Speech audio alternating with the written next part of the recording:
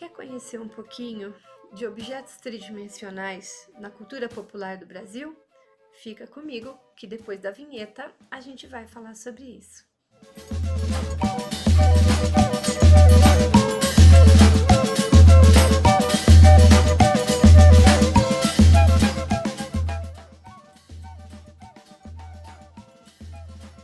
Hoje a gente vai falar sobre objetos tridimensionais. É importante dizer que a gente vai usar como referência as coleções do MAP, que é o Museu de Arte Popular de Diadema, e o Museu Casa do Pontal, que é um museu de arte popular que fica no Rio de Janeiro. Então vamos pensar nos objetos tridimensionais. Quando a gente pensa em objetos tridimensionais, um dos caminhos de pesquisa é pensar a matéria-prima da qual os artistas costumam se utilizar. E aí, nesse caso, a gente pode pensar no barro, na madeira e em outros materiais variados, que aí a gente abre um leque gigante nisso. Hoje a gente vai falar sobre o barro. E tendo o barro como ponto de referência, é possível apontar alguns centros de produção. E aí a gente tem o Alto do Moura, que fica em Caruaru, no Pernambuco, o Vale de Jequitinhonha, em Minas Gerais, e a gente tem Taubaté, em São Paulo, onde a gente pode encontrar as figureiras.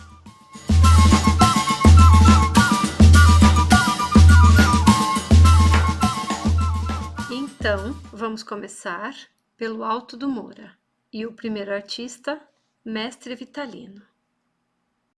Ele nasceu numa pequena vila em Ribeira dos Santos, que é próximo a Caruaru, e como o lugar é conhecido pela produção de cerâmica, na verdade peças de utensílio, ele começa a desde cedo produzir suas peças de barro. Na época, quando criança, ele modelou boizinhos, louças em miniatura, brinquedos, tal, e levava essas peças para serem vendidas na feira. Isso acabou fazendo com que ele ficasse conhecido por conta dessas peças.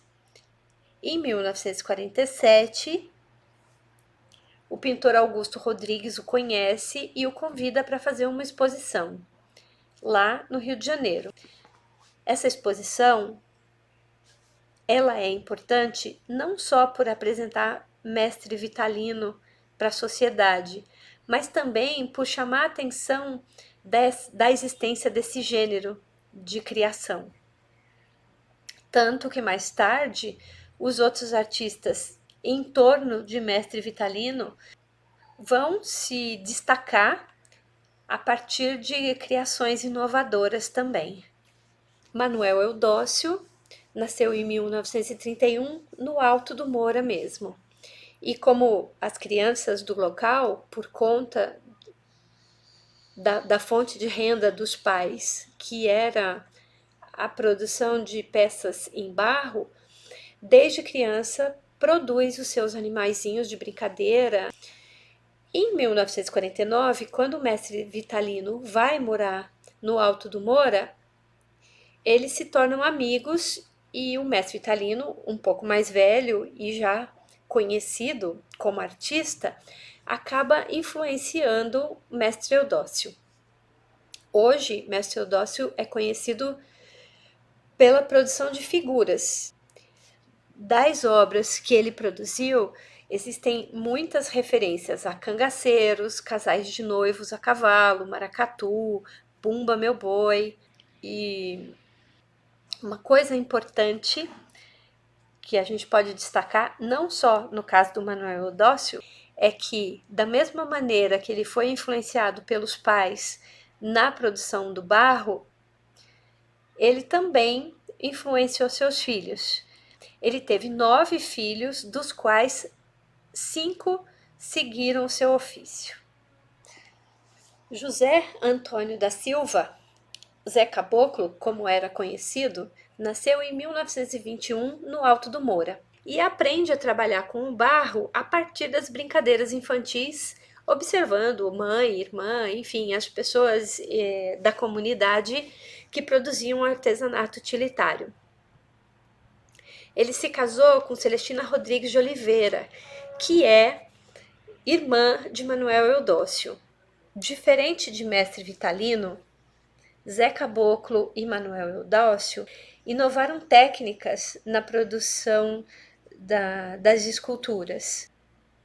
Adotando o uso dos arames nas estruturas de suas esculturas, eles puderam inclusive produzir peças maiores.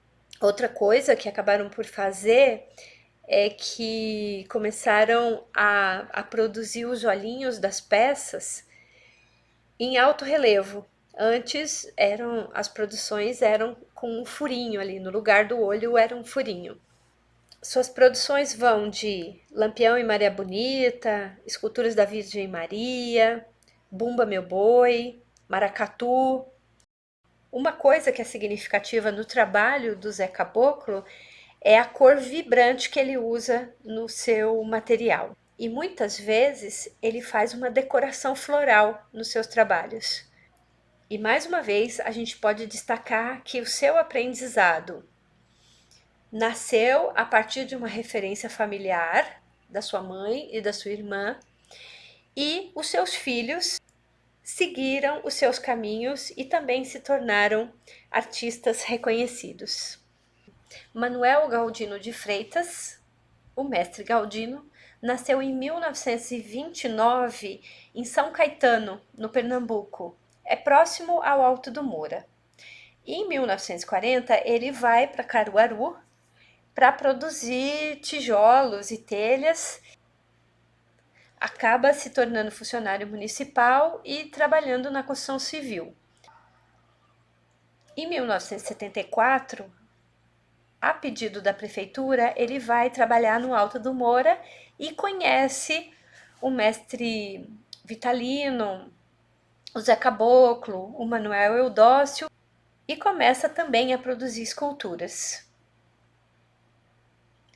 Acaba se apaixonando pela arte e muda-se para o Alto do Moura. A partir daí, passa a dedicar um pouco mais de tempo nas suas produções. Suas criações são mais diferenciadas dos demais artistas. Os personagens do artista têm um conteúdo mais onírico. Por exemplo, Lampião Sereia, ou alguns monstros antropofágicos que acaba trazendo para a produção artística daquele local uma temática mais fantástica. Então, pensando no Alto do Moura e colocando isso tudo que a gente falou numa linha do tempo, a gente tem 1947 como uma data importante, que é a primeira exposição de cerâmica pernambucana, onde Mestre Vitalino fica conhecido. E essa primeira exposição de cerâmica foi organizada por Augusto Rodrigues, que essa exposição ela é importante não só por apresentar o mestre Vitalino, como também por tornar a manifestação artística daquele local e daquele artista no radar da arte. E voltando aí para a linha do tempo, a gente tem o mestre Vitalino, o Zé Caboclo, o Manuel Eudócio e o Manuel Galdino, o mestre Galdino. Mestre Vitalino, que nasceu em 1909 e faleceu em 1963. O Zé Caboclo, que é de 1921. E o Manuel Eudócio, que é de 1931. Os dois discípulos de Mestre Vitalino e parentes, né? O Zé Caboclo é cunhado do Manuel Eudócio. E o Mestre Galdino, que é de uma região um pouco mais afastada, mas que em 1974 conhece os demais artistas, aprende o ofício e passa a trabalhar desde então na arte do barro. Lembrando que dos três, o mestre Galdino é aquele artista que tem uma referência com a temática mais fantástica. Os demais têm uma temática mais urbana e rural, enfim, de vida cotidiana.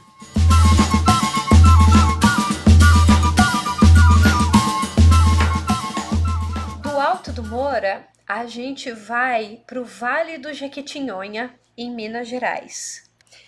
Quando a gente fala no artista popular, a gente tem que ter duas referências importantes: a questão das origens e a questão das repercussões. O artista popular, ele se torna uma referência que tem como base as suas origens e, enquanto referência, ele possibilita um processo de continuidade da arte.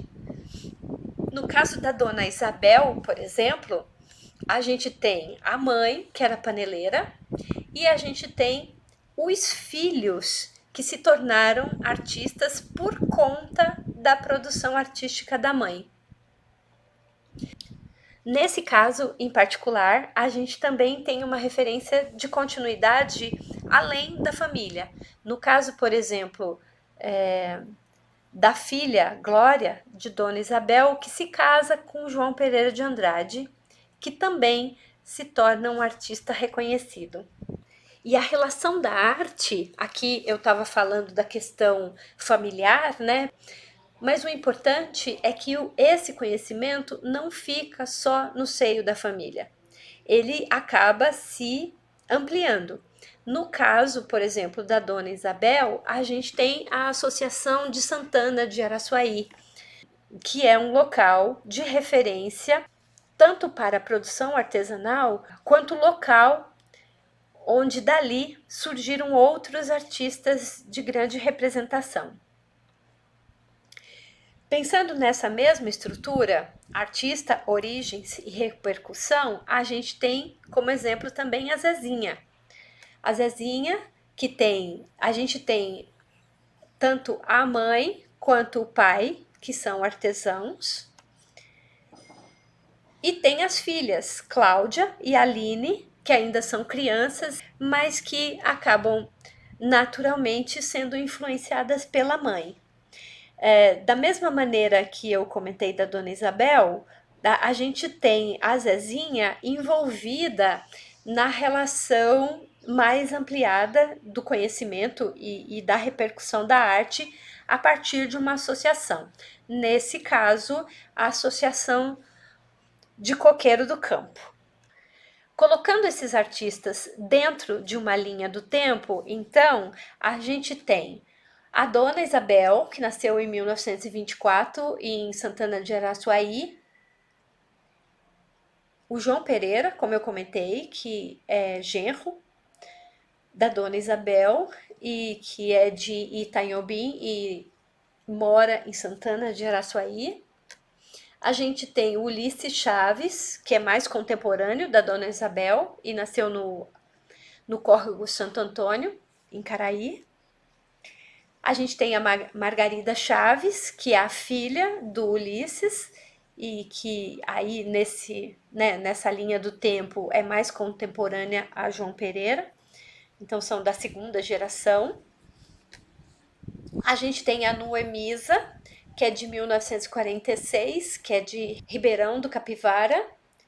A gente tem o Ulisses Mendes, que é de 1955, que é de Itinga.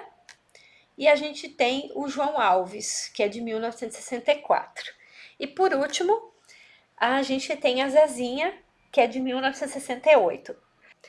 A Zezinha é a mais jovem dos artistas que aí a gente selecionou. O trabalho dela também relacionado à questão da vida cotidiana, onde ela vai representar noivas, mulheres amamentando, tem uma delicadeza e que a gente pode destacar aqui a preciosidade técnica dos seus acabamentos. E quando o assunto é a representação da vida cotidiana, a gente não pode deixar de falar do João Alves. João Alves, ele tem uma delicadeza nas peças pequenas que ele produz, representando momentos da vida cotidiana, como, por exemplo, a rendeira, que tem ali do lado o cachorrinho, né, olhando para o tempo passar. A gente tem a mulher ralando o milho, que quando a gente vê pessoalmente, tem a impressão mesmo de que o caldo do milho tá ali na mãozinha dela. Outro artista que a gente pode destacar é o Ulisses Mendes.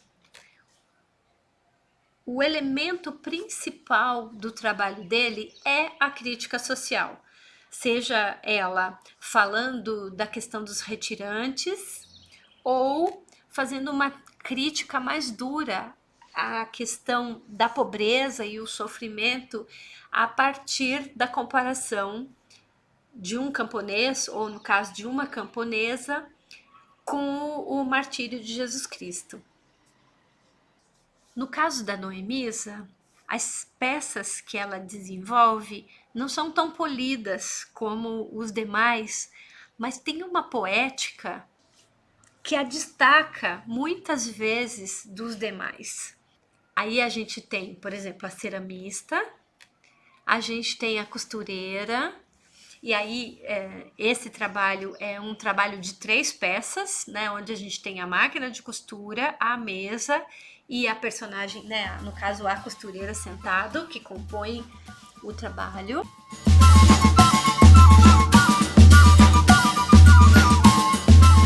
E o último espaço de referência que eu trouxe aqui para apresentar é em Taubaté, onde, em torno da produção do barro, os artistas de lá são conhecidos como figureiros, né? No caso, em particular, as figureiras de Taubaté. Aí a gente tem a Maria Cândido Santos, a gente tem a Maria Luísa Santos Vieira, e a gente tem também o Eduardo Figureiro. Ele traz nas suas representações as figuras que são referência lá em Taubaté, só que ele amplia o tamanho. A maioria desses pavões são pequenos, são souvenirs de pouco mais de 5 centímetros. E no caso do Eduardo, um pavão como esse chega a medir 23, 24 centímetros. E aí ele tem no caso, o pavão fêmea, que aí ele faz essa representação com o rabo para baixo, quase como se fosse uma noiva, né, com aquela cauda gigantesca, e faz a representação do pavão macho. No caso do acervo do MAP, o museu tem 4 conjuntos de pavão macho e fêmea. Recapitulando o que a gente viu hoje, então o que a gente tem baseado na questão dos objetos tridimensionais? A gente tem os elementos como base de referência, que aí a gente tem o barro, a madeira e outros materiais diversos. E hoje a gente destacou a questão do barro, e dentro da referência do barro, a gente tem os centros de representação, os principais centros de produção. Aí a gente destaca o Alto do Moura, que é no Caruaru, o Vale do Jequitinhonha, em Minas Gerais, e Taubaté, onde a gente encontra as figureiras.